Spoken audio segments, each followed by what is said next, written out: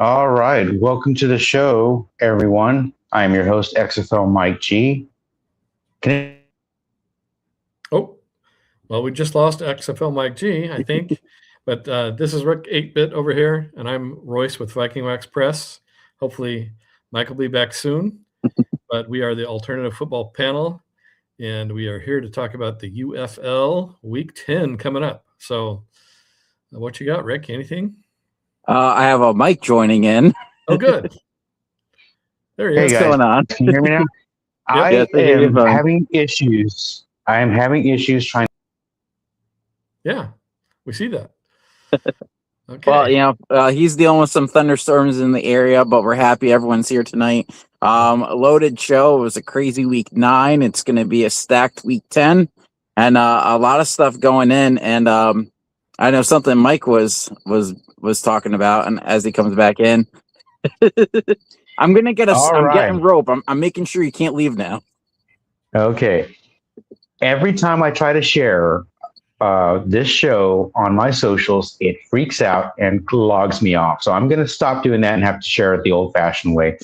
Anyway, welcome everybody to week 10 of the Alternative Football Panel. I'll be your host this week, XFL Mike G, with our producer over here this way, Rick 8-Bit, wave to everybody. And down here as our panelist, Royce, aka Viking Wax Press. How you doing, guys? Not Great. too bad. Yeah. All right, this was an exciting weekend of UFL football.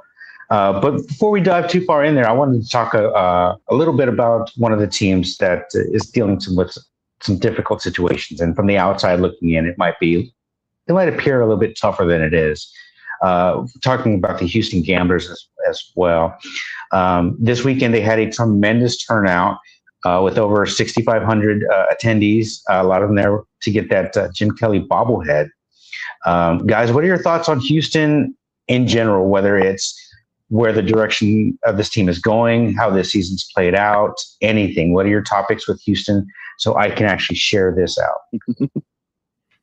I think it's just been a rough run all the past few years that it's been probably hard for the fans to track what side's up, what side's down, and what's going on there. So I just feel sorry for him, really. And actually, since the 2020 Roughnecks team, they haven't had a really good team either. So I don't know. What do you think, Rick? Yeah, I agree. It's kind of been a musical chairs. You had the 2020, the Roughnecks, hot with PJ Walker. They, of course, with everything the way it happens, they come back in 23, a little bit of a different team, a little bit different style. It just they started off great, but unfortunately they didn't make the playoffs. And didn't do well, and it's slowly a decline. They switched different spots. They played at Rice.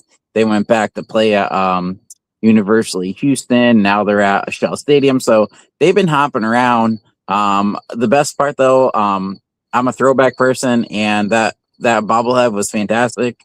If I was in the if I was close by, I would have just went to get it.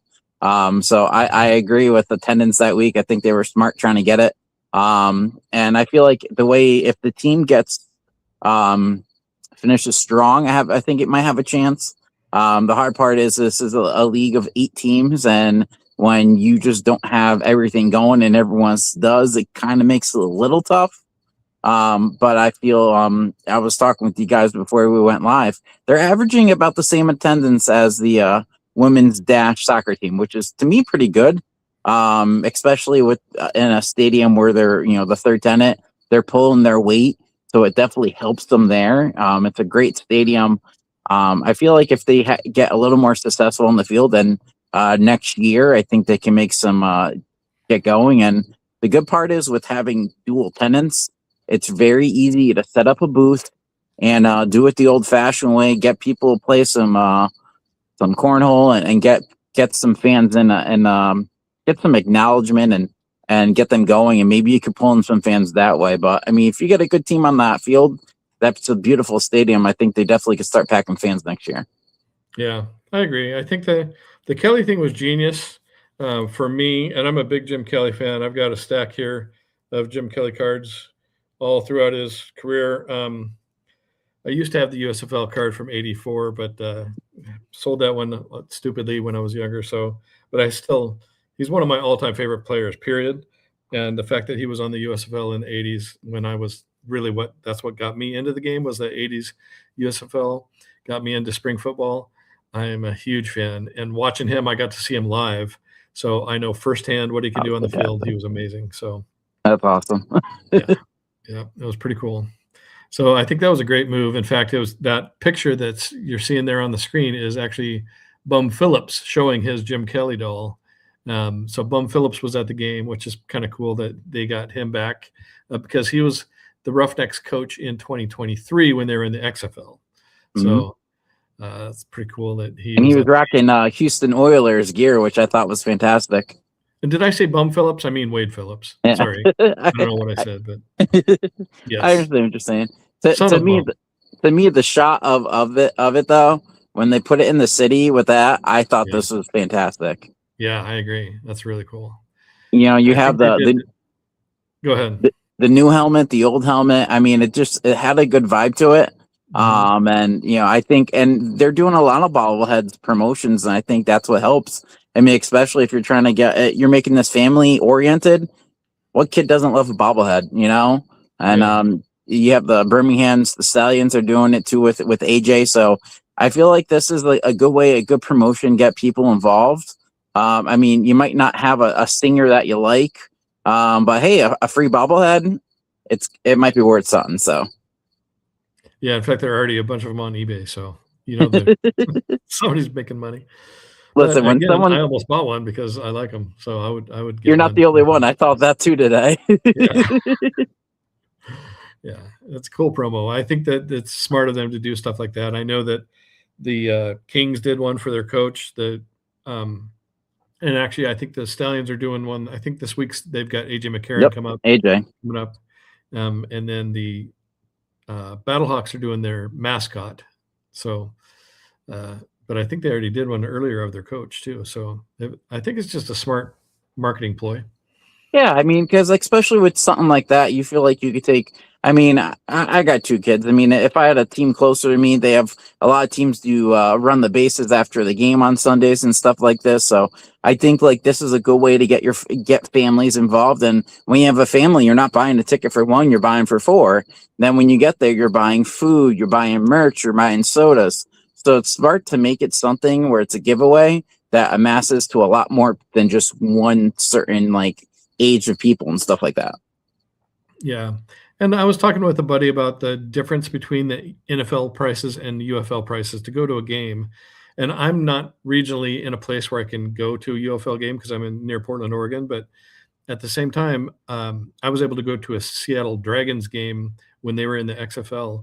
And it was close enough and cheap enough that it was about, honestly, a tenth of the price after the drive up there and everything else that it would have been to go to an NFL Seahawks game. So ticket price and all of even parking is cheaper for those games. So it's just such a good family-oriented thing for the common family. I mean, I think the NFL has just priced a big percentage of the population out, period. And I don't think the UFL uses that opportunity enough to say we are affordable. You know what I mean? So I completely agree. Completely agree. Do that more. Yeah. All right, Mike, you're back.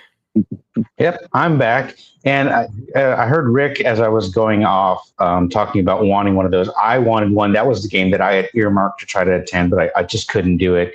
And last week on this show, I myself and Anthony Miller, who was on with Matthew Tyler on UFL After Dark, made the same joke that, hey, they'll be fine. There'll be plenty left over out of that 5,000. But unfortunately, there wasn't. So they had attendance of over 6,500. And you will see them on eBay now. I was tempted to grab one off of eBay, but I think I'll wait. Just thank you guys for vamping on Houston. And we'll get back to the situations in different UFL cities as the season goes on. Probably during the offseason, we'll do a review of some of these different cities. But who's ready to jump into week 9 of the UFL season? Let's do it. Absolutely. All right. Our very first game is going to be DC at Orlando, guys. Friday Night Football is definitely a vibe. Even with DC being wounded and kind of limping along, it was a little bit closer than most people had anticipated. What are your thoughts on this game? Let's start with Rick, since you're covering the Storm for us.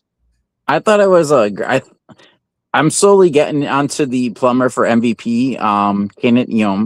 Movement. I thought he showed up fantastic. 3 touchdowns. That rolling one was fantastic. And I didn't think of it as a rolling revenge game, but boy, he definitely.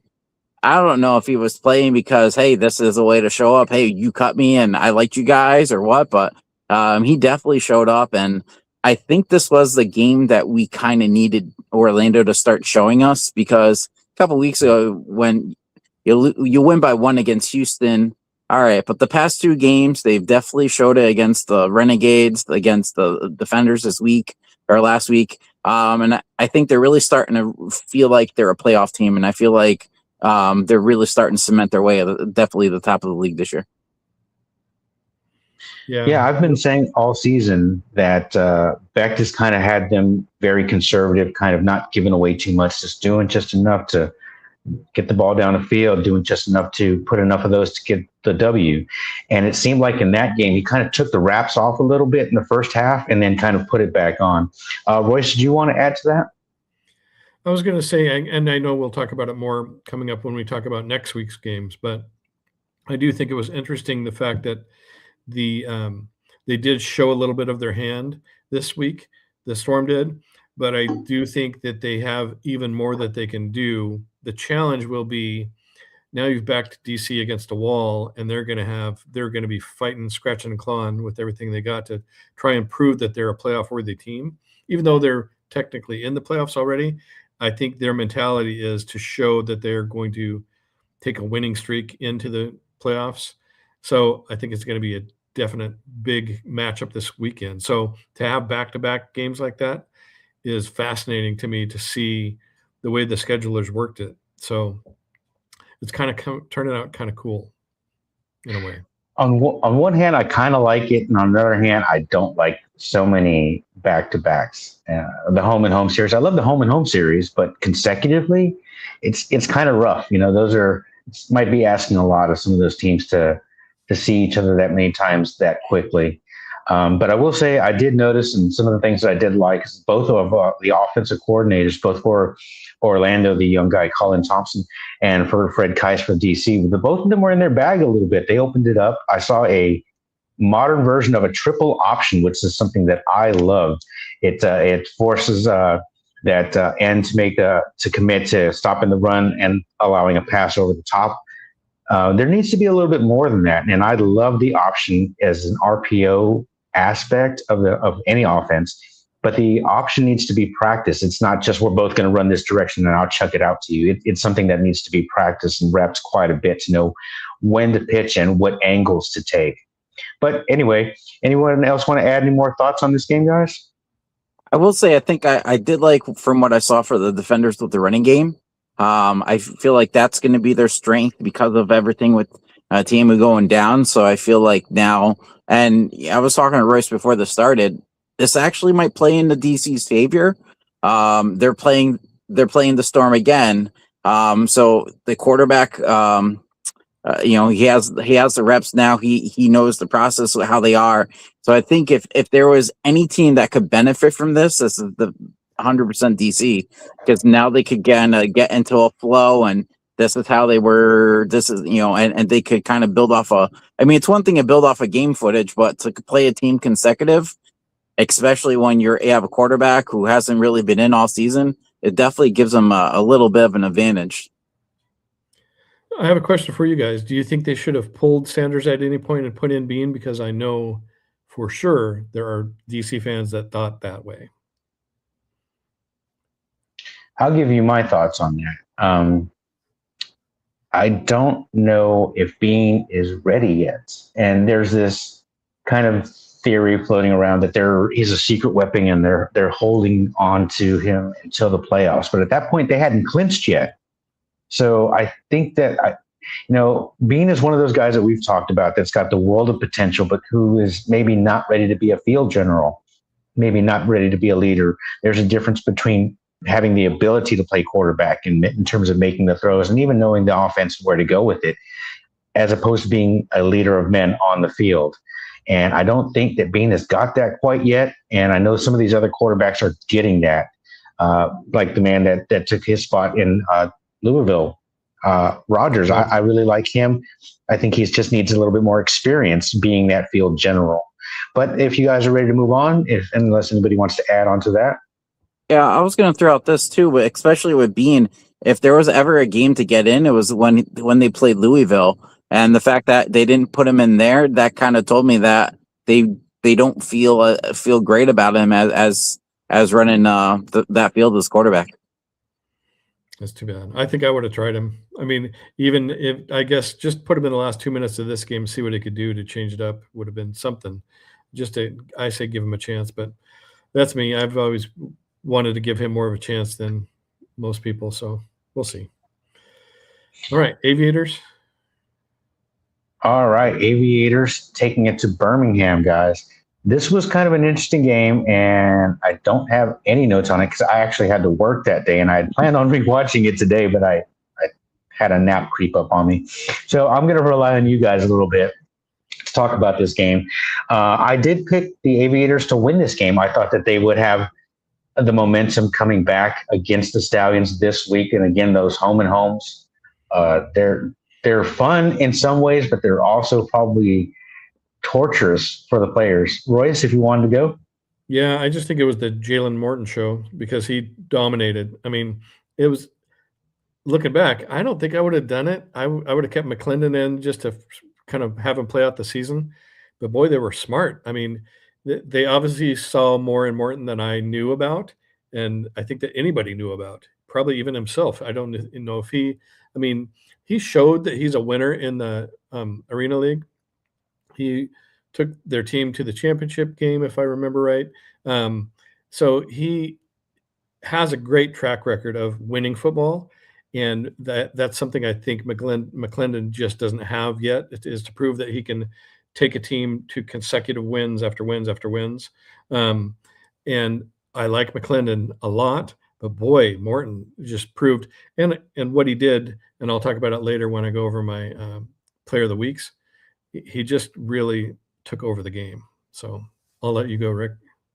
You know, I feel like the Stallions took their foot off the gas. I mean, at one point they definitely looked like they were just going to cruise to this, and also I look at this too. I mean, the week before it was a snooze fest, and then you had them go crazy on offense with points and yards and everything.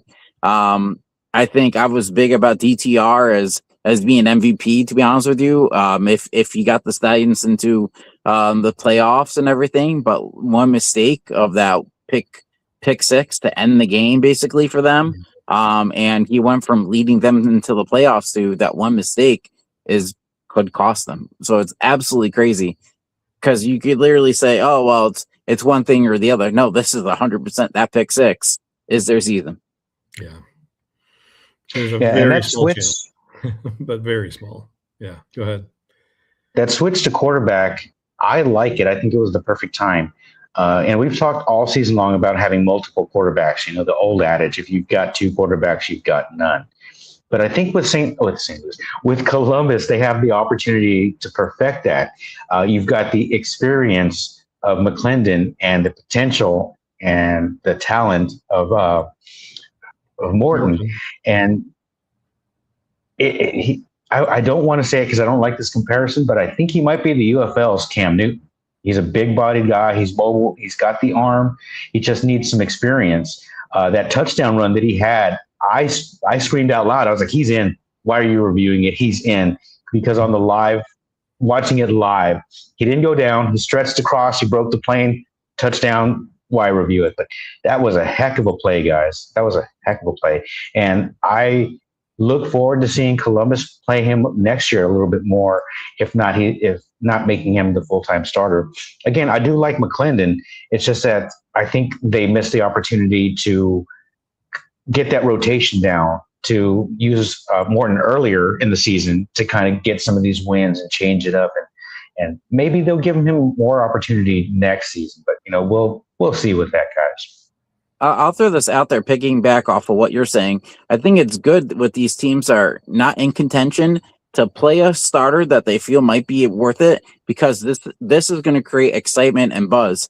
And I could tell you, Columbus was probably, anyone in the stands was talking about it. The area was talking about it. And a game like this, especially at home, it's going to create that buzz and atmosphere. So when you come out with ticket sales and everything, people are going to be interested.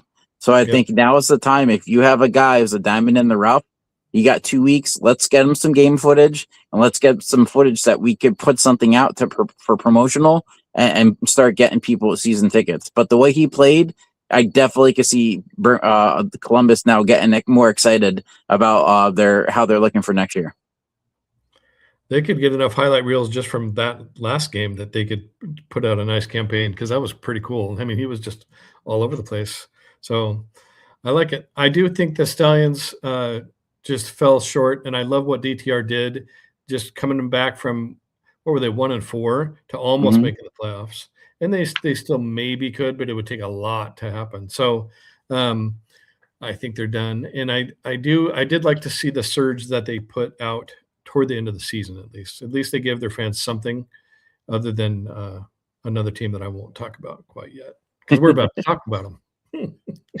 Yeah, and just to put the cherry on top of that, with that three-headed running back situation that they have with Toa, Zaquandre White, and Lovett, the tight ends they have, Alize Mack, Gunnar Oaks. I love Gunnar Oaks. They've got some weapons there. Kiki Chisholm, outstanding receiver. He finally got the ball thrown his way and an opportunity to make some catches. I think if they had started him Morton earlier, they would have a better record, and they might be in the playoffs. They might, or at least be talking about being in the playoffs. But that's where it's so exciting. We're finally getting to build and looking towards next season. And what you guys were talking about is having some of these quarterbacks that have some potential. Don't forget, we got an expansion coming up. That means we're going to have an expansion draft coming up. So these players need to put plays on tape to get some experience and maybe get a future a chance to start somewhere else. Okay, guys, with this Louisville and Dallas game, I could not. By the time I turned it on, I'd gotten off work. It was like, it was already gone. It was already done. It was already blowout. There was no opportunity for them to come back. I hate to say it, but Renegades and Austin Reed are done for this season, guys. What are your thoughts on that? Yeah, it's the whole thing of them trading Perez when they did was just the worst timing of it all, because that's when they really needed him, and they didn't put Linehan in quick enough as a replacement, because he's shown that he can actually at least minimally get him yards on the ground. And when he does pass, he seems to be okay. He just they don't really give him the opportunity enough. But all Reed has done is showed me that he is kind of a one-shot wonder and really doesn't have what it takes, sadly, because after that first game, you thought this guy's a hero, and he turned out to be more of a zero. And that's just too bad, really. For Dallas fans, it sucks, because I think he banked their whole season on him after game one. Neuheisel did.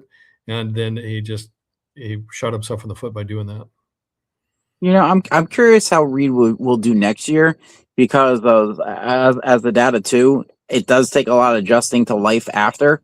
And I think with his head in the right spot next year, the way he balled out in the beginning of the season, they have the weapons. We've all seen it. So they have the potential.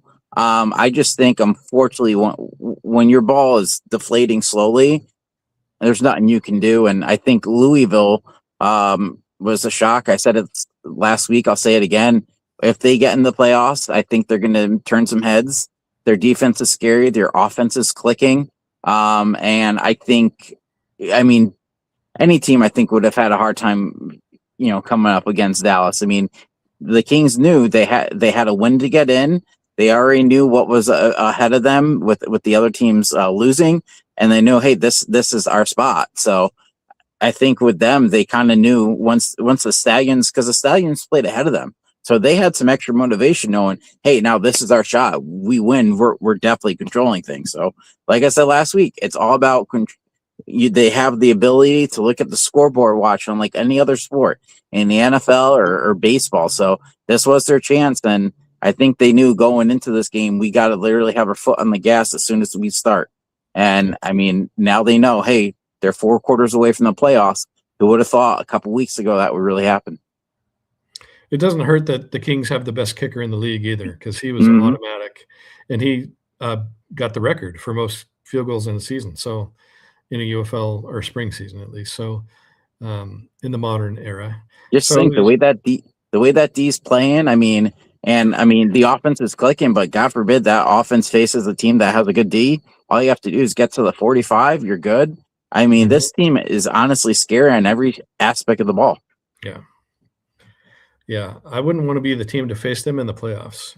I just wouldn't, especially. I mean, I know they probably won't be in Louisville for a home game. No, they won't, will they? No. So it's too bad, because those fans that would make Louisville fans go But hey, crazy. they were averaging 10,000 a game I or think plus. I 11,000. don't know the exact number, but over 10,000 for a new franchise. I mean, the way they're playing, even if they don't make it, I feel like this is a completely successful season for them off the field with the stands. And this is definitely something to build upon for next year. Yeah, and 11,000 is almost max capacity. So it's not like St. Louis has been averaging around 20 grand, but that's because they've got way more people they can fit in that stadium. I mean, it makes me wonder, if they had a bigger stadium in Louisville, would they be packing it out even more? But either way, I'll take 11 grand. That's a lot of people showing up every day to watch your team. So kind of cool. Yeah, and Royce kind of touched on this a little bit with the attendance, and it's something that I plan on exploring during the off season. How let's just ask you, which is better, 20,000 in a dome or 10,000 in Louisville, guys? What, just off the top of your head, which do you think is better as far as the success of the UFL? I'll go with capacity, because the more capacity, the closer you are to fuller capacity, that means more profit. I'll take both. Exactly. If it's a smaller venue to rent, you don't have to have as many people to make it profitable. So if you've got, let's say, a dome stadium like we had the Alamo Dome, that venue was at least 6 figures to rent. A soccer style stadium is going to be a third to half of that. So you're going to need the equivalent in attendance to kind of cover that cost if you're moving to a bigger venue. And that's something that people do not understand. It's very expensive. That's why the Panthers were moved out of Michigan. That's why the Brahmas were moved out of San Antonio, because it's very expensive. And it's very important to keep these costs down. A lot of people are taking it for granted that the UFL has NFL money, and it doesn't. And we'll get into that later in the offseason. Guys, you guys ready to move on to St. Louis and Houston? Absolutely. Yep. All right, what a game this was. Who expected it to be this close after last week, after Houston took it to St. Louis in the Dome, guys? Who expected it to be this close? I had a feeling that it would be close. I'm not saying that Houston has the defenders or the Battlehawks number, but it's Perez. He's working out everything. At least this is time for him. They already knew they were pretty set the way clinching and everything, so they knew they just had to win. And I feel like now this is the time that Perez can. I mean, my opinion, I think he should get more reps, especially with everything going on. So they are good for the playoffs, but they're in a good spot. And now I think they end with Friday night, and just think about this: they're going to have a lot more rest than the other teams. So this is probably the best spot for them. And I give kudos to them, because who would have thought the way their season started? I mean, first they beat DC, everyone's thinking high on them. Then other teams jump ahead of them in power rankings, and now they're still back around the 2, or who knows, they can even outtake Orlando. So I mean, I think this is a good showing for them. I just feel bad for Houston, but like we were talking, if they really start getting the right players in the mix, it might give some excitement to Houston. But I feel like out of the teams who kind of aren't doing too well, Columbus right now has my vote for having a brighter future for next season. Yeah, I think while the Gamblers may not have taken the Battlehawks that game, Major Burns did, man. That dude on defense showed up, and it showed that he can, I think, play at an NFL level. Honestly, I think he'll be on an NFL team, because he is just super good for them. In fact, their defense, it really was the gambler's game for almost the whole game. If you look at it, the Battlehawks were kind of coming from behind and barely made it. I think I was nervous. I will admit I was rooting for the Battlehawks. It was hard to watch because I thought we were going to lose. I did. I thought we were honestly going to lose 2 in a row to the Gamblers, and I was going to be distraught. But luckily, we made that. We surged at the right time, but made nothing. I'll take nothing away from Major Burns because he really fought to help his team stay in it. So, Royce, do you feel like it's Perez just working the rust off from not, starting and being on the bench with Dallas, then coming over in the trade and trying to figure out everything? Or do you think there's another problem that we don't see? I think that's part of it, but I also do think the level of defense has risen in the UFL and is kind of catching up to his skill level. So, I mean, guys like Major Burns have proven that. And if you look at what the Kings are doing on defense, man, they're making it hard for any QB to do anything. So go ahead, Mike. What are you going to say? Yeah, not to give away too much for our preview section, but a couple of notes that I noticed. No, I'm just talking about myself. Is that with St. Louis, we all assume Perez is going to go in there. He's got such a mastery and such an ability to learn his offenses and to teach and things of that nature. We took it for granted that St. Louis was going to have the ability to learn it at the pace that he's teaching it. They talked on the broadcast about his multiple snap counts and how some of them have led to false start penalties or the ball not being snapped at all. And they talked about dialing it down. And after they talked about dialing it down, they still had 2 or 3 more penalties involving the snap. So I think with Perez, it was a little bit too much too soon. And if they can scale it back and work into within the means of what they know already, it was an interesting something I'd been wondering about was about the running game. I'm familiar with AJ's offense of being in San Antonio and following the Houston Roughnecks when he was there. But the concern with the air raid / run and shoot offense is always the ground game. So I was kind of curious as to how that was going on in St. Louis. And they answered it on the broadcast. They're saying that AJ is going to call the passing plays and Luis Perez is going to call the run game. So I think utilizing his experience in that nature, in that way, is going to be key to St. Louis. But I think they put too much too soon into that offense instead of gradually building it in. One observation with the defense as well. They've got an incredible front 7. They can get to the quarterback, but they're thin at the defensive backfield. So future teams that are playing against St. Louis here week 10 and in the playoffs, it's going to be, can you protect your quarterback? Royce, go ahead. All right. Just more about the St. Louis game, you mean? Or are we moving on to the week 9 recap? Oh, I thought you had a point. I'm sorry. I was trying to wrap my point up. I will do a quick Sal Cannella mention because he did get in and caught a few passes. So I think as they progress, he's going to be a key in the playoffs for them as long as he can get more, and it did seem automatic when he would get those little outs from Perez. Like that was just a super quick automatic connection that I think they'll probably take more advantage of in the next few games. Yeah, and if you noticed on the broadcast, the coordinator for Houston, I forgot his name, and I had such respect for him this weekend watching him play, watching him call the game. They were keying on Cannella. They were saying, hey, if he does this motion, it's going to be this play where it was where they ran motion one way and then they ran behind him the other direction. So they're keying on him. Yes, they're adding him to that offense, but like I said, it's going to take time for St. Louis to gel. Are they going to catch it up in time? And in the previous segment, I didn't get to mention about the Kings. The Kings are coming together at just the right time. This is called peaking at the right moment. And like Rick said, whoever catches them in the playoffs is going to have a heck of a fight on their hands. All right, guys. That was our full recap here. And our picks, guys. Who wants to talk about their picks? Nobody? Everybody? Come on, guys. All right, go ahead. Rick and I had the same 3. We were 3-1 with the same pick. So I think overall, I caught up to you, Mike, barely, but we're still behind DeMarcus. So we got one more game to catch up, right? Are we going into the playoffs with these or not? I think so. What do you guys think? We can vote on it right here, right now. All in favor of continuing the records into the playoffs, say aye. Aye. Opposed? And so it is decreed. So we'll keep that going because I have a goal. I have a number in my mind when the season started. correct predictions that I wanted to hit, and I'm close to it.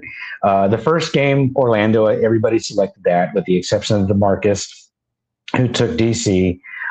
In the second game, that's where we split, and it's always interesting when we split as a panel because there's 5 of us, and we didn't know that one until the very last moment when Zom released his video.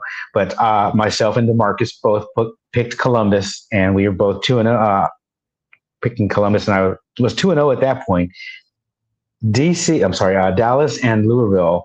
I went against the grain for this last week. I picked both of my Texas teams to win. I was trying to catch Dallas on that one possible bounce before they end the season, but it just didn't work out. And Houston, I was hoping, with all the momentum they had from last week's game, playing the final home game in Houston.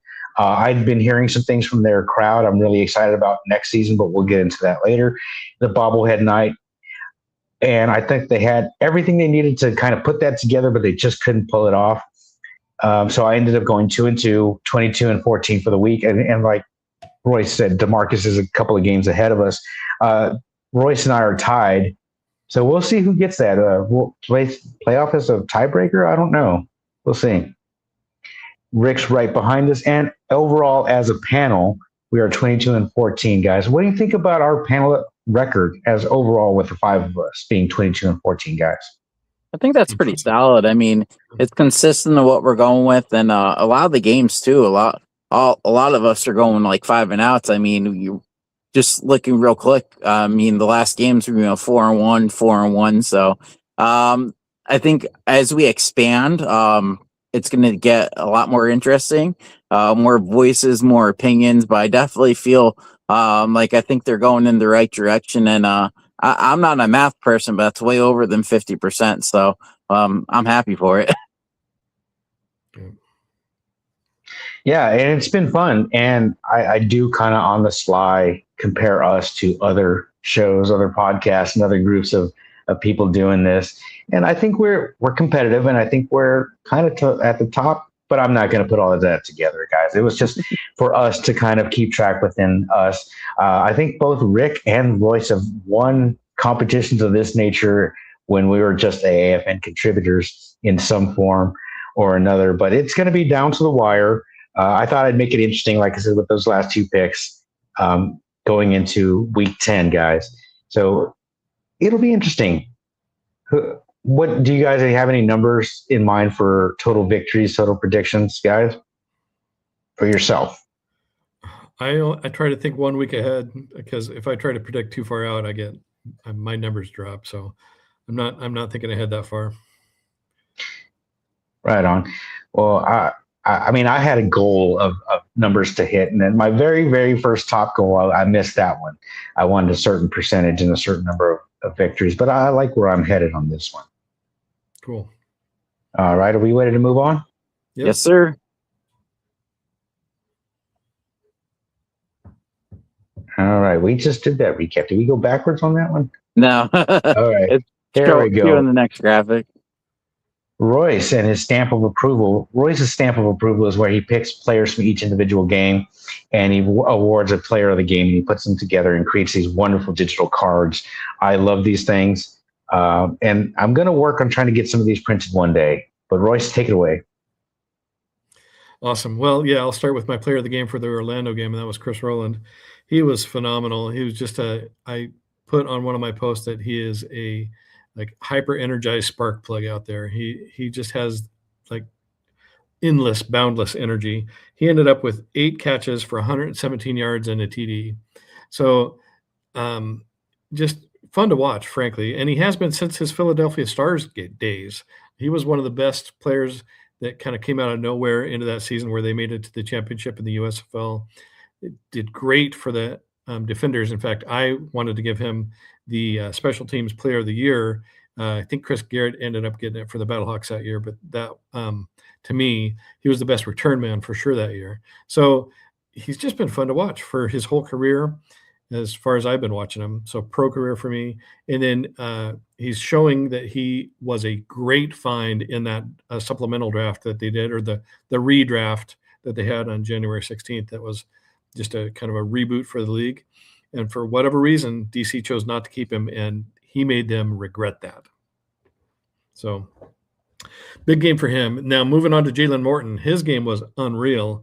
Human highlight show. He had 14 of 30 passing, which is not a great ratio, but he had 213 yards and 3 TDs. So 3 passing TDs. You kind of throw the ratio out the window if you're getting on the board that much. And then he also ran the ball 13 times for 96 yards and a TD. So 4 touchdowns total for the guy in the game is pretty phenomenal. And for his first start ever in the league, I'll take that any day. So he just looked like a man among boys out there. Yeah, these 2 picks are tremendous. I knew Chris Rowland was going to win. And about 6 minutes left in the third quarter, he makes his diving, stretching, reaching back catch to go over 100 yards for the game. And that was, 3 minutes left in the 6th quarter. So I knew at that point he was going to be the most valuable player of the game. And we've been talking about Morton all show long. Tremendous pick. All right, let's move on to the next 2. Okay, Chandler Rogers. Here's another one that team, it's so tempted to give it to the defensive people because they really shut the other team down, but they spread the ball so well, or they spread the tackles so good across their defense, and even their interceptions are spreading across the defense. So it's hard to give it to just one guy, but on the offense, Chandler Rogers earned it. He had 26 of 39, which is a good ratio of passing, 239 yards and a TD. So he was just really finding open guys like Tariq Black and Lucky Jackson. Guys, he just has a really nice, solid unit of guys to throw it to. And then when Wheeler and Robinson, James Robinson, right, is the other guy, when they're firing on the running game to help balance that attack, that allows Chandler Rogers to really be efficient and perform at a really high level. So he earned that one, I think, in that big win because they kind of dominated that game. And then Luis Perez in that big comeback, he, I think, overcame the previous game where he didn't spike it in time. He kind of righted himself this game and was able to hit, he is the guy that hit 26 of 39. I'm sorry, Chandler Rogers. I gave the wrong numbers. I gave Perez's numbers for Chandler Rogers. Sorry about that. But still, Perez had 239 yards and a TD. Chandler Rogers actually had 266, so he did even better than I was giving him credit for. But Perez had a good game and ran that offense, especially under the gun when they were in trouble. He kind of willed them to come back, I thought, and got him in the situation to win the game and did. So it was kind of nice to see him have that clutch win under his belt right before the playoffs hit, or almost playoffs. But I think the more reps he can get this coming week, the better, because the more he'll be able to click with some of those guys like Butler and Jackson. And they have the weapons for sure to throw it to. Pearson, a ton of guys. So, I think he earned it. There's a first player of the game this year for Perez, but I think he in my book, earned it.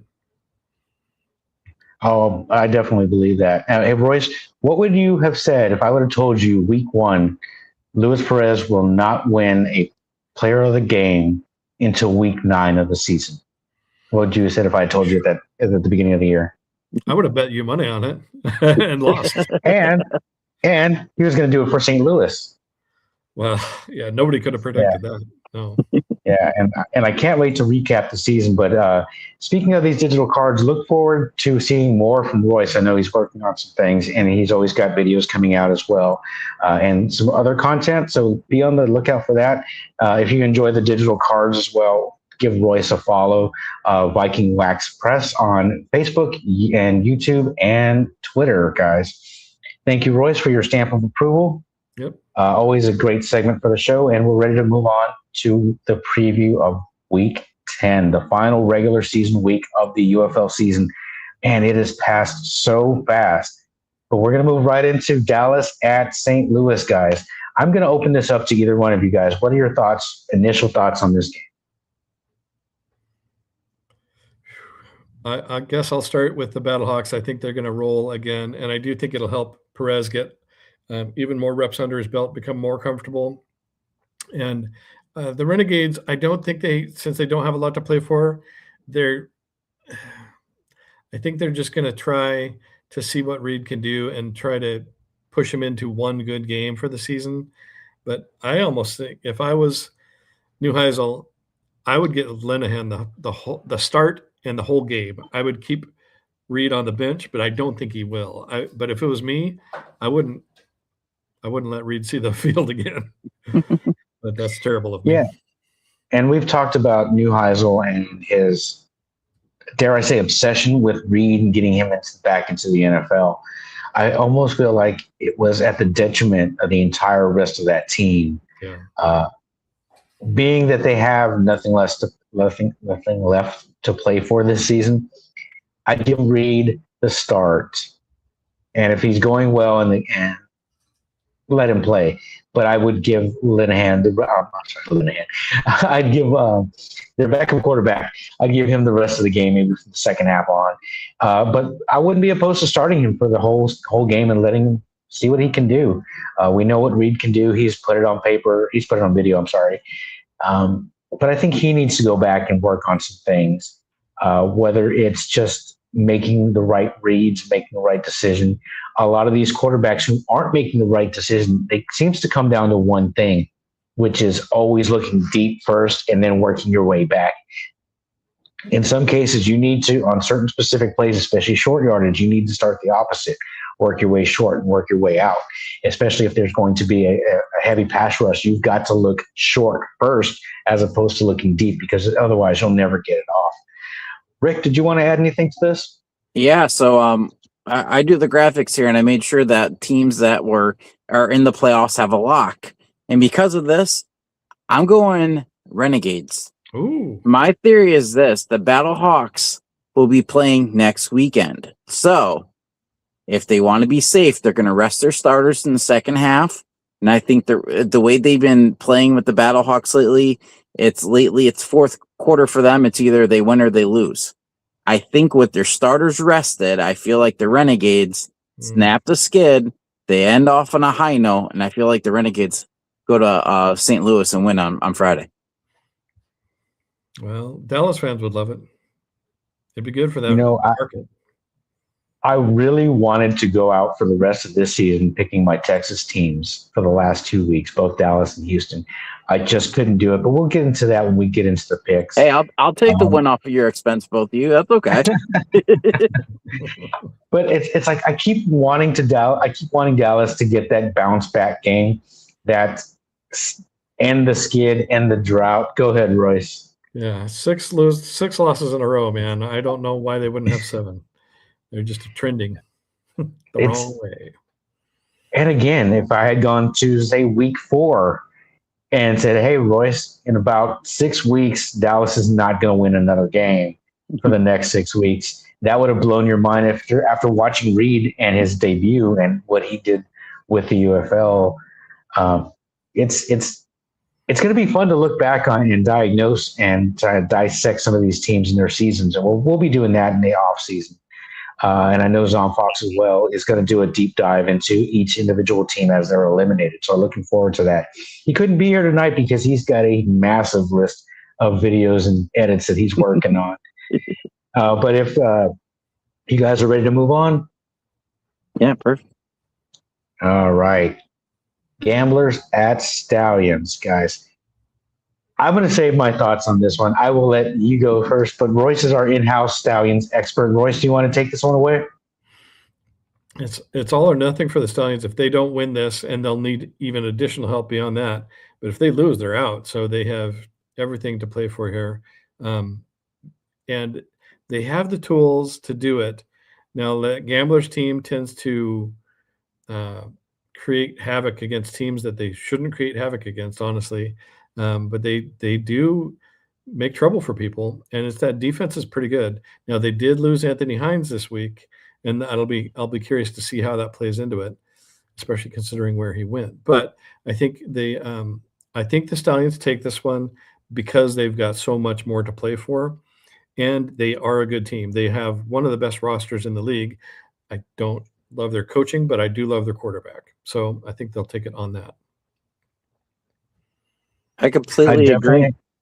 Go ahead, Rick. I definitely want to make some comments here, but I'm gonna let Rick go first. Yeah, I completely agree. I mean, the beauty of this league is you're scoreboard watching, and every team's eyes will be on the Stallions. The Kings, the Storm, the Battlehawks, Defenders. So a lot of eyes on this game. The Stallions have way more to play for than the Gamblers.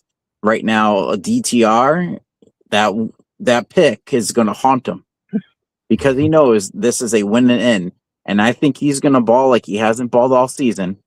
And to me, I think the Stallions, I'd be shocked if they're not leading by at least 2 touchdowns come halftime.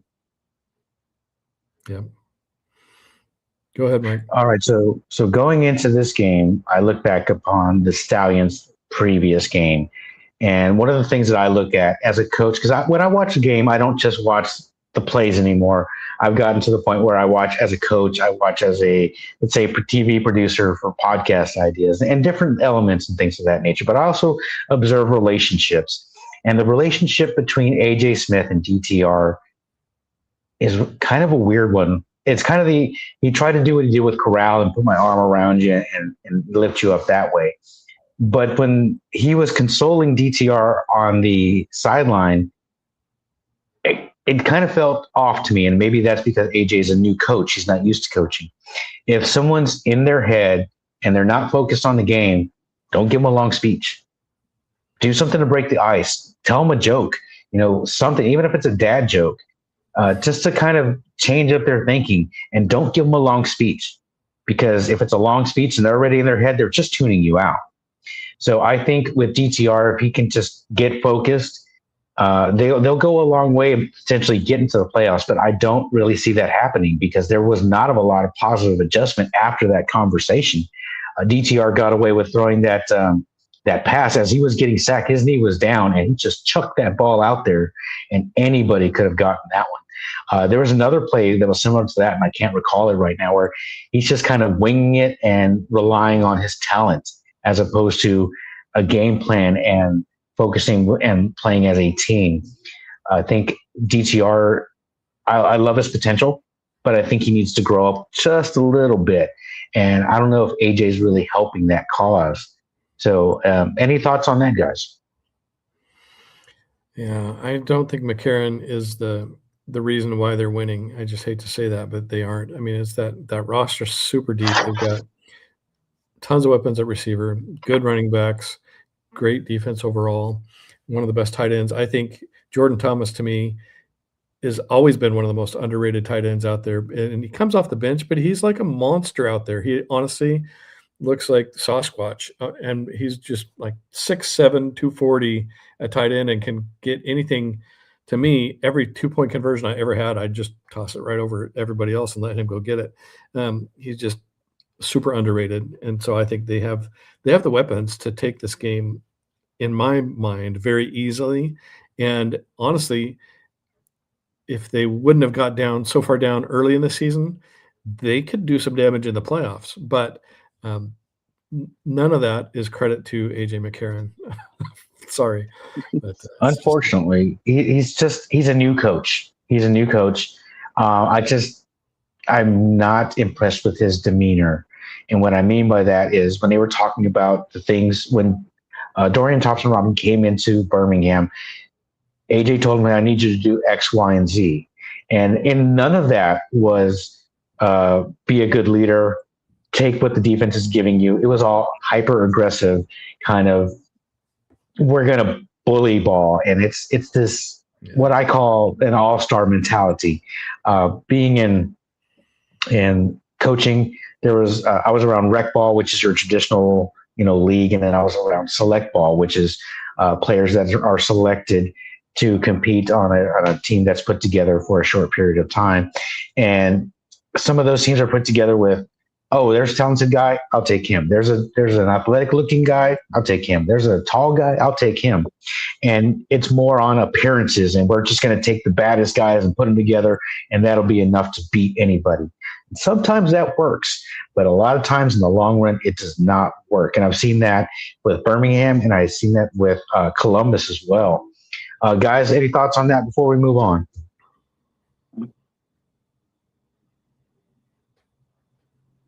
Nope. All right, let's go move on to Dallas at Defenders. This is a game where both of these teams are locked up. So, how much of these starters do you expect to see? Rick, do you expect to see Beck playing our potential MVP a lot?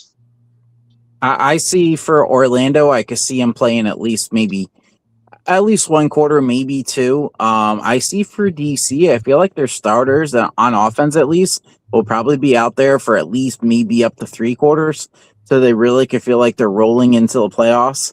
Now, I was talking to Royce before this, because of how everything's going with the season. This might be their second out of 3 matchups. These two teams could play again back in Orlando next week. So I think depending on the Stallions game, I think depending on how if they win and so on, because don't forget, if the Kings lose, the Kings right now have the same have a tiebreaker over DC. So if they are out, where do the Stallions bump this and make it a different matchup? That I think is going to be key to the way both teams plan this game. But I think it's going to be starters are going to be pulled. And I think when it comes down to it, I think DC just knows, hey, we have to get over this hump. We have to get some momentum. We've lost 3. We've lost our quarterback. We need something. And we're playing at home.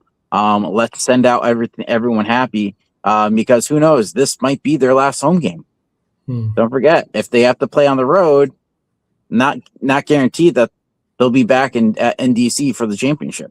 So I think DC is playing for more in this than Orlando. To me, that alone is why I think DC is going to have to pull out the victory.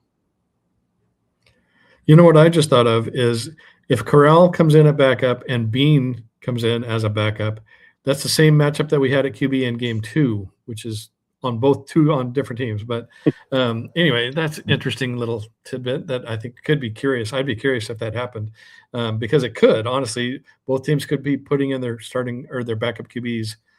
I can see that happening in this game pretty easily.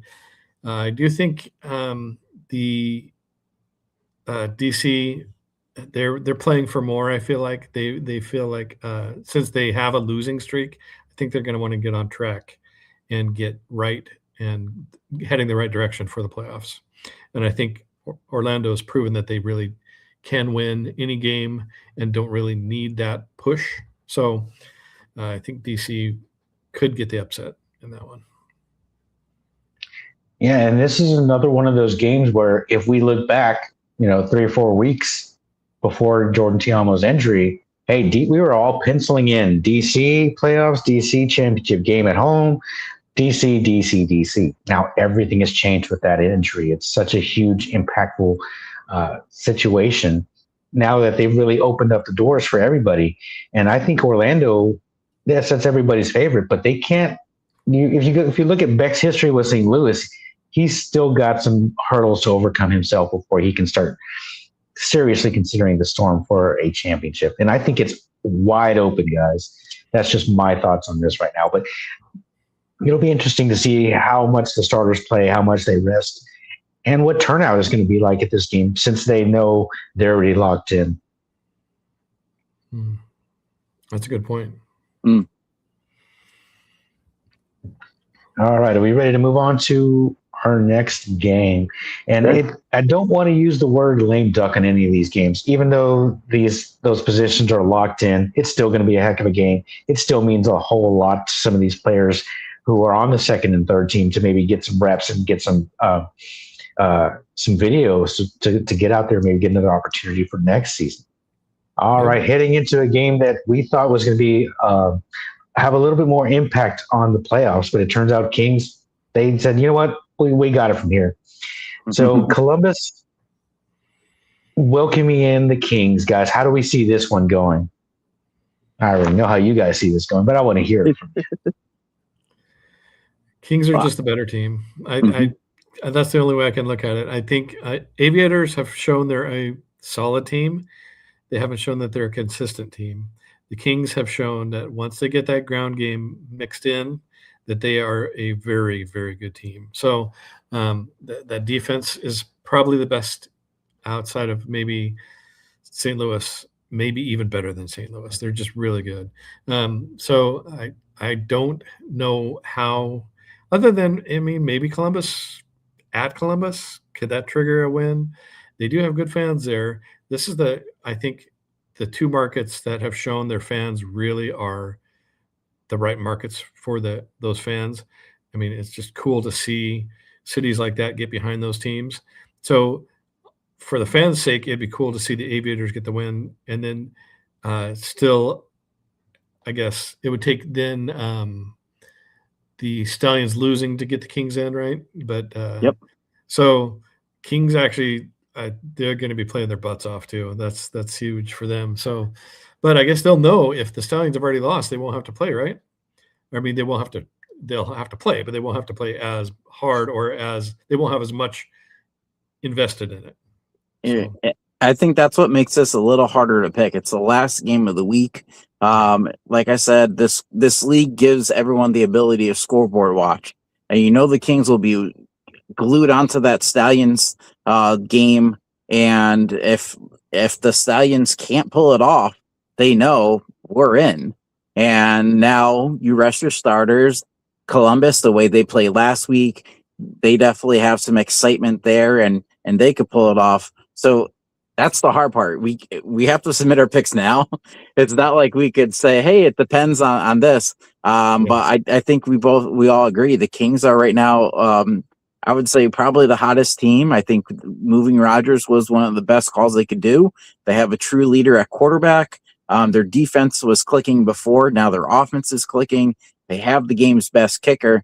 And the way Columbus kind of gave up on that defense gave up. If it wasn't for that pick six, that Columbus D didn't look too good. So I got a feeling, especially that was the last game, they might be a little gassed early in this one, especially if the Kings start rolling quick. Yeah, I think the Aviators will come out motivated, especially after last week. And again, they're playing their final home game. Guys, we haven't used this term in a couple of weeks. Is this a cheese game? Is this a trap game? I guess it could be for the Kings. But it all comes down to that Stallions game. What are they playing for? So if they are playing for the playoffs, I don't think it's a trap game. I think they're going to take it. But if they already know they're a lock, then yeah, Aviators could get the win because they might take their foot off the gas. And the thing about them too, I mean, if they are already in by the time, it also depends on that DC game. If DC, with it being ahead of it, they have the tiebreaker with DC. So if DC loses, then they could be like, all right, we control. Do we want to go Orlando? Do we want to go to St. Louis? I mean, so there's a lot of variables now going into this. So it's the Stallions game and then it's DC game, because that's going to dictate if they win, they go here, or if they lose, they go here. Personally, for the interest of me, I would love to see the Kings against the Storm in the playoffs. I don't want to see the Storm against the Defenders for 3 straight weeks in a row. Been there, done that. Try being a Brahmas fan where we were St. Louis. That was not fun. But not to cut you off there. But let's jump into the power rankings, guys. This is another one of those where it's going to be really, really interesting. I think some people might be trying to influence where certain teams land by having them higher or lower than they might normally be. I hope that's not what's going on, but this is going to be last week's. Is this last week's week? I can't tell. Yeah, so I always start with last week's week to kind of compare before we switch over. And this is probably the first week I've ever seen it where there's barely any movement. So we're all actually really agreeing with things. I mean, 1, 2, and 3 didn't change, which is the first for all season. Yeah. And then, some movements in between, and we all feel Dallas is at 8. So it's interesting, and it comes down to basically now you have 5 teams and only 4 spots. So it's a very interesting 4-5 right now, in my opinion. Yeah, and all season long we've kind of kept an eye on the 4, 5, 6 spot. That's rally for the fourth and final playoff spot. So let's move on to Week 10's power rankings, guys. Not much has changed, though. Orlando's at the top. St. Louis, Louisville, I know they were hot last week, but I still think that's just a little bit too much. I am very, very shocked to see Birmingham as high as they are, but that's mostly because of the Jordan Ta'amu injury leading to DC being at number 5. Guys, I had DC a little bit higher because I'm going to give them just a little bit, whatever's left of the defending championship juice, I'm going to put that on there and hope that they come up with something. Columbus at number 6. I think that's about right. It feels weird to rank some of these teams where we rank them, but there's only 8 of them. So Columbus, I'd like to be a little bit higher, but I think they're okay where they're at. Houston at 7, that's appropriate, being that we never know what's going to come out of Houston. And unfortunately, how the mighty have fallen. There was a time where Dallas was riding high in the number 1 spot, and they're number 8 now. Guys, what are your takeaway and your thoughts on our power rankings here? I like them. I feel like the teams are right where they are. For DC, I hate to say this, but they're starting to get the Tom Petty vibes from Dallas. They're slowly falling, but they're not free falling yet. Columbus definitely looked good enough. I could see them jumping up. And the Stallions, I think I feel like they only went up a point just because DC went down. It's one of those variables. I feel like we all, 1, 2, 3, we all knew 6, 7, 8, but it was the 4, 5 that was the toss up. And with DC playing the way they are, I feel like that was just too much of a dip compared to the Stallions losing. Agreed. Yeah, 100%. I love the top 3 are right where they should be. Honestly, that's how we have them is how I would rank them. I want to show you guys this. I did this last week, so I kept it.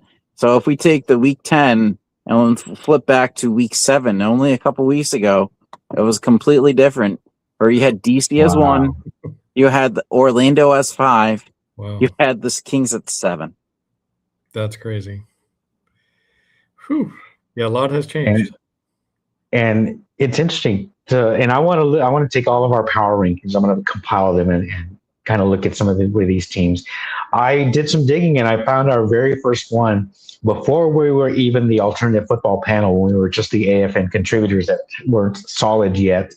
DeMarcus, we did our rankings that we always do, and DeMarcus actually posted it and pinned it. So I'm going to bring that back maybe later towards the end of the season when we do our end of the year recaps and things of that nature.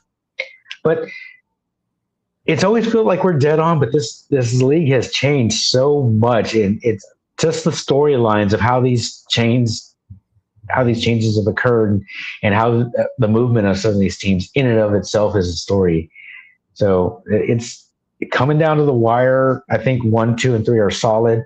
Again, I think the Kings just a tiny, tiny bit too high, but where are you going to put them? If you're ready to move on, guys. Yeah, I'll just throw this out before we switch over. It's crazy to see in Week 7 because we put the spots where they were before. So they were 7. They jumped up all the way to the 3 spot for Week 7, had that promise, and now they've plummeted down to 6. It's absolutely crazy. Yeah, and looking at the Renegades, it's kind of like you can kind of slowly see their descent. Mm-hmm. So they're at 6 at this point, going all the way to 8. And that'll be interesting to track because I want to look at, unfortunately, the demise of Dallas and what they need to do to fix that. And that'll be coming in the off season. And looking at this, Week 6, they would have been 4. So they went 4, plummeted down the bottom. Yep, it's interesting season. It's been a great season. It's been a little odd. We always have these twists and turns like we do with any football season, whether it's the NFL, CFL, or arena leagues. Because that's football. That's why they play the games, guys. So I love this so much. But let's move on to predictions, guys. This was the hardest one for me this season. This week, I hemmed and hawed on every single pick. What are your thoughts before we jump in on picking this week's games? I think this week is harder than last week because there's games that have a huge focus. You have the Stallions game, and that's alone because you have a Friday. Stallions are the only Saturday game, so you're going to have eyes on that. Then you have the first game on Sunday. depending on who wins, who loses, that's going to play in. If DC loses, then whoever gets in could be a 3 seed. That changes things. And then with the Stallions, if they win, that makes the Kings really have to play hard. If the Stallions lose and DC loses, the Kings only have to really play their starters for half of a game. So that makes it a little more interesting. I find it very I'm the only one taking the Renegades, so I'm happy I could pick up a game on you guys. So I'll just leave it at that.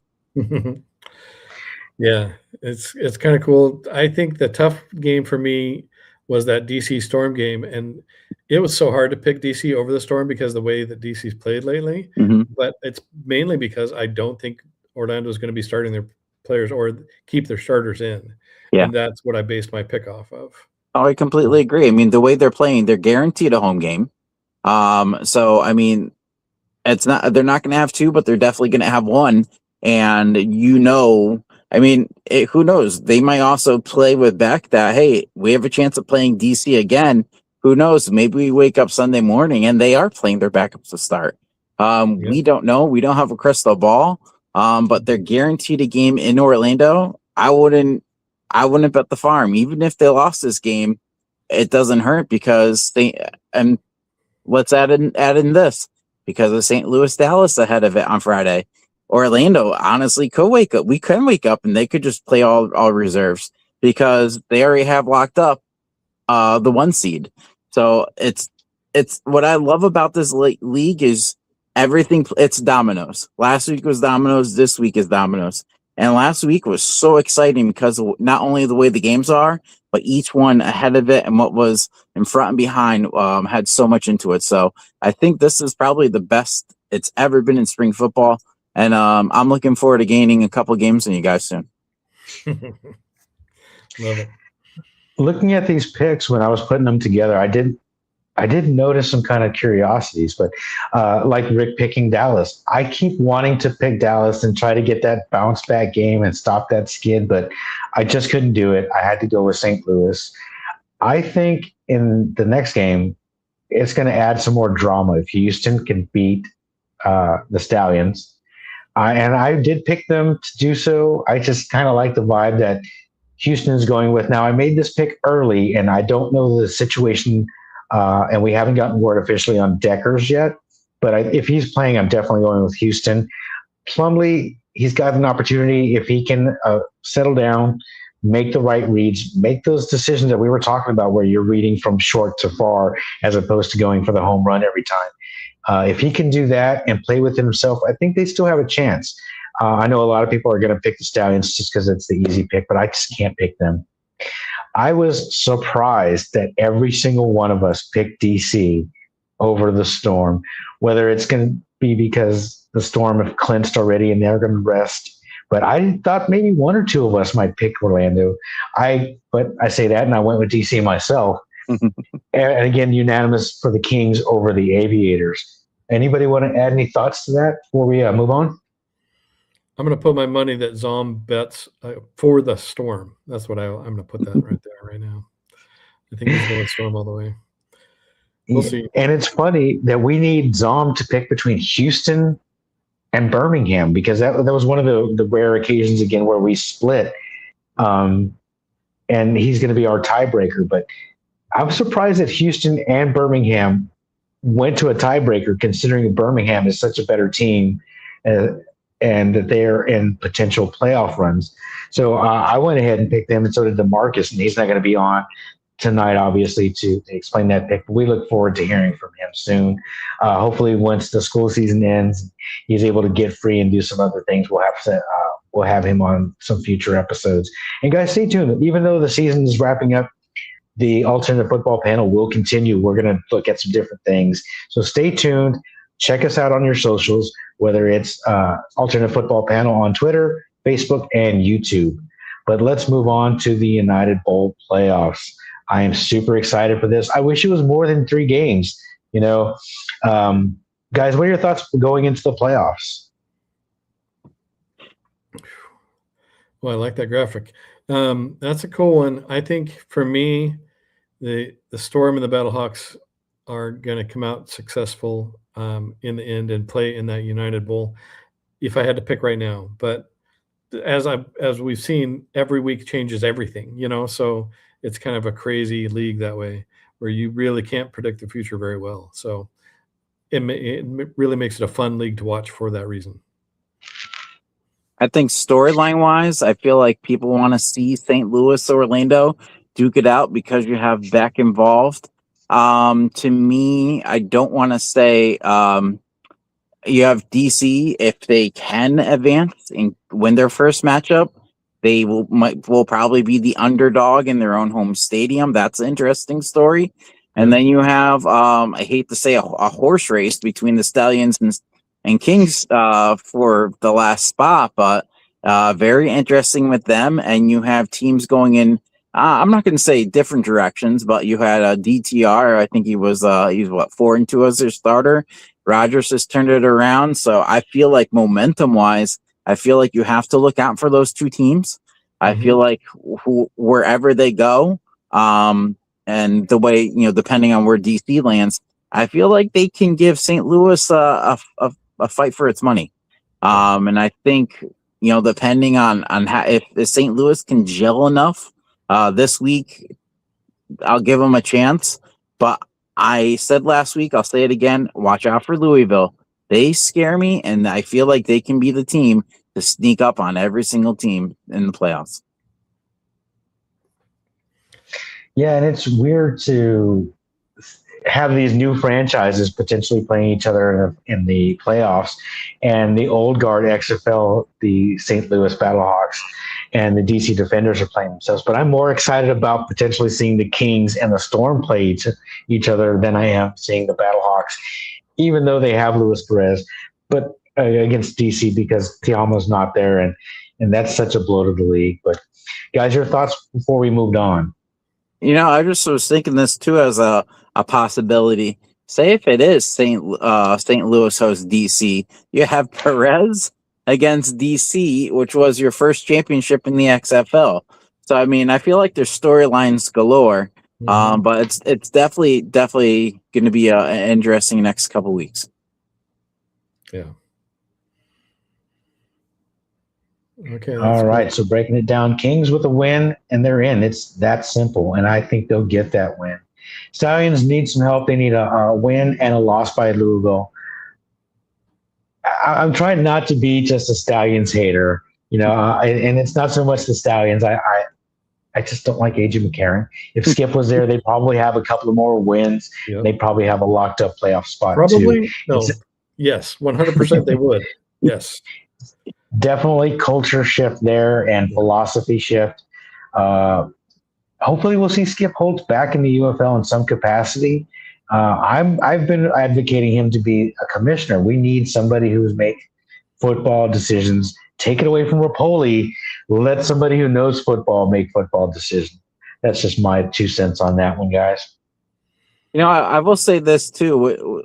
The hard part is it's not if the Stallions can win. I feel though Kings are just gelled. And you said peaking at the right time, and that's 100% their case. Who would have thought that once they put Rodgers in, that they would gel this well, especially on everything. So I mean, that's what makes the Stallions fight a little tougher. And especially, I hate to say this, Stallions are on first. So whatever they do is going to dictate what the Kings do. So it's definitely going to be a very interesting weekend. And I think the beauty is we have a Saturday game and then 2 Sundays. So hopefully everyone has good weekends. No one has plans, and it's got plenty of popcorn and soda to start to watch all these 3 games. You know what I like about this is that I honestly feel like most people would probably give Beck Coach of the Year right now. I think Redmond personally is who I would vote for because of the way he's steadily grown that team to become not just competitive, but good.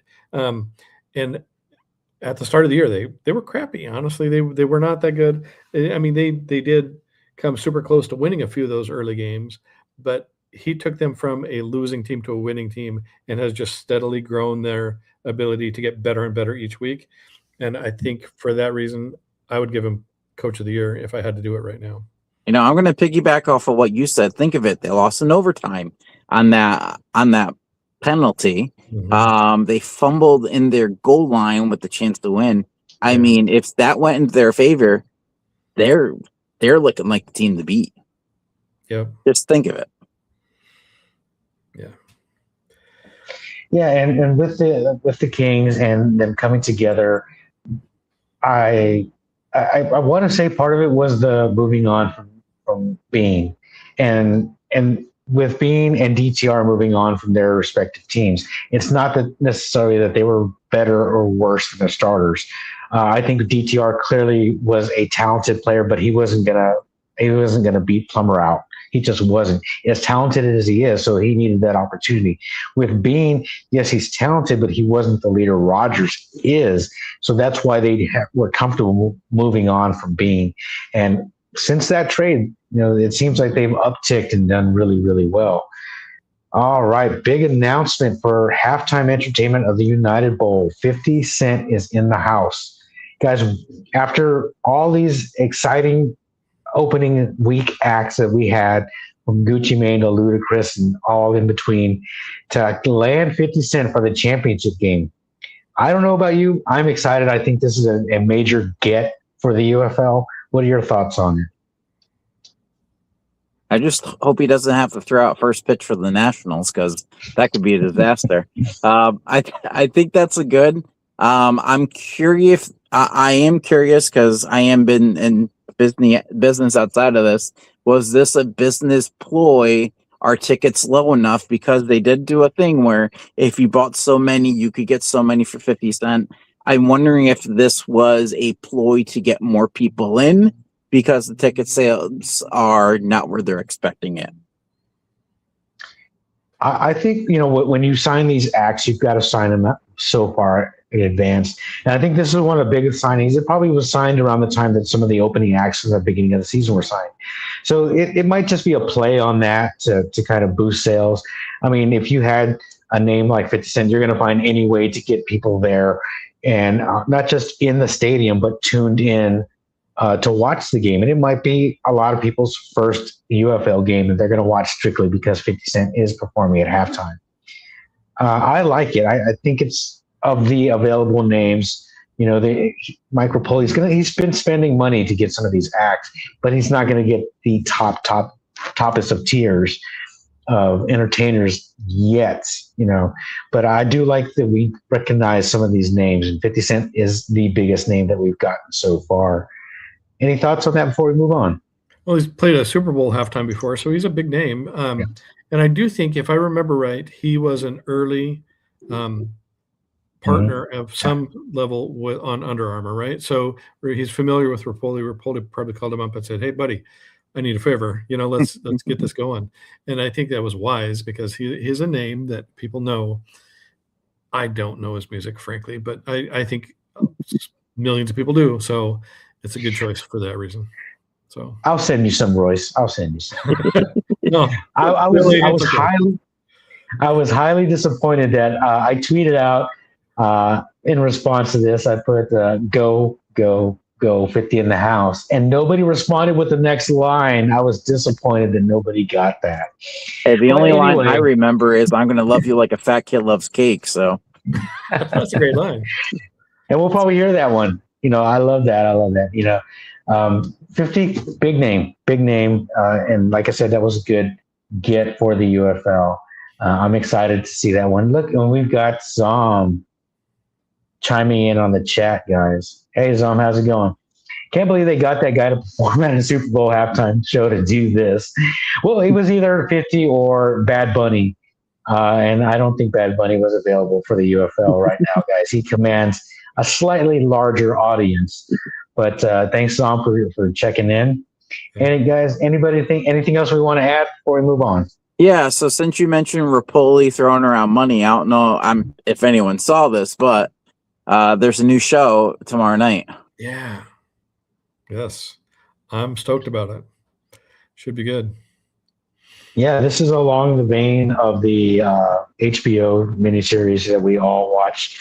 And it's an indoor inside documentary look at the UFL. And it's something that I know all the UFL fans, because I'm eagerly anticipating this. It's a look in, maybe some information can be gleaned about some of these transactions that we're constantly wondering about, because there isn't a lot of clarity and visibility with some of these transactions. Like, we still don't know exactly how Perez left Dallas, whether it was a combination of, I want to leave and St. Louis will take you, or Perez said, I'm going to St. Louis. We don't know. So hopefully this will provide some insight and a glimpse into that world. Guys, if you want to give your thoughts on this one. Yeah, so I look at it this way. So The Rock did his documentary series and everything about Player 54 and stuff. And to see the trailer on this, I hate to say I've seen it done that, but I feel like this is just Rapoli trying to say, hey, I could do my own miniseries too. Let's just have a camera follow me around and we could air it. Seeing that it's ESPN2, a lot of the trailer was bleeped out. So I mean, if you are making it a drinking game, you might be sloshed 10 minutes in. So I don't know how I feel about this. Maybe this might have been something better for like a Netflix or something. I don't know. I don't have that feeling. If I catch it, cool. If not, I'm not gonna drop everything. And so 8 o'clock I could watch this. I'll be honest with you. I'm such a fan of the league that I'm going to watch it. I just am excited to watch, just because I love behind the scenes stuff. I do find it interesting that the face of the poster there is a guy who just changed teams, like, between game 9 and 10. How does that even work? So while you do have transparency in the league as far as officiating goes and all that kind of stuff, for the most part, you do not have transparency when it comes to transactions. So I'd love to see more of that in the future from the league. But I think it'll be a fun watch, even if there is going to be way too much cussing for me. I think it'll still be fun. We'll see. My thought is this too. I wonder if, because Fox is supposed to be a big partner here, it's going on ESPN too. I don't know, but I'll probably see the clips on X, and maybe I'll determine where it is, and I hope it's a hit for them. But for me, it's not one of those. Maybe I'll set the video and watch it, but we'll see. Yeah, and it will be on. They're finally utilizing their YouTube channel. It'll be on there, and I'm sure it won't be bleeped. So Royce, don't watch that version. Folks watching at home, if you choose to make this a drinking game, please drink responsibly. Do so in a safe environment, and try not to imbibe too much, because I have a feeling you're going to be slightly intoxicated after this game. All right, on our socials, guys, thank you for following us. If you're watching now, please follow us on Twitter, Facebook, and YouTube. Myself, XFL Mike G, Rick 8-Bit, and Royce Waxenfelter, who is AKA Viking Wax Press. Follow these guys and enjoy some of their content. And we'll still continue making content, but now we have a home for that content, so we can all put it together and continue to grow this channel. And I wanted to thank each and every single one of you who has subscribed and followed and watched and commented. Thank you, and continue to grow with us. Guys, anything else that we need to touch on? That's it. I mean, I think it's going to be an interesting week. Make sure you use the Rockster. I have had that Terramana tequila one time exactly. It was a pre-mixed tequila sunrise at the Alamo Dome. If you've never had Alizé, not the player Alizé Mac, Alizé, probably his namesake. It's a fruity liqueur. It's a good drinking, and put it over ice on a hot day. It's real fruity, real nice. But I had the Terramana version of that, and it came in what looked like an IV bag, and it was like $5. It was a great deal. I was hammered halfway through that thing, sitting in the sun waiting for the Alamo Dome to open up. And yeah, it's good stuff, but maybe not with the drinking game. Don't watch the documentary with the drinking game unless you're really brave. And if you do, let us know. Go ahead, Rick. I'll throw this out. I would be interesting to see, because Danny Garcia did take a back seat to Rapoli. I would be I would be intrigued in is that to see how she is now. I want to say I know she got interviewed by one of our colleagues at Orlando Storm game and stuff. So she's still around. She's still existing.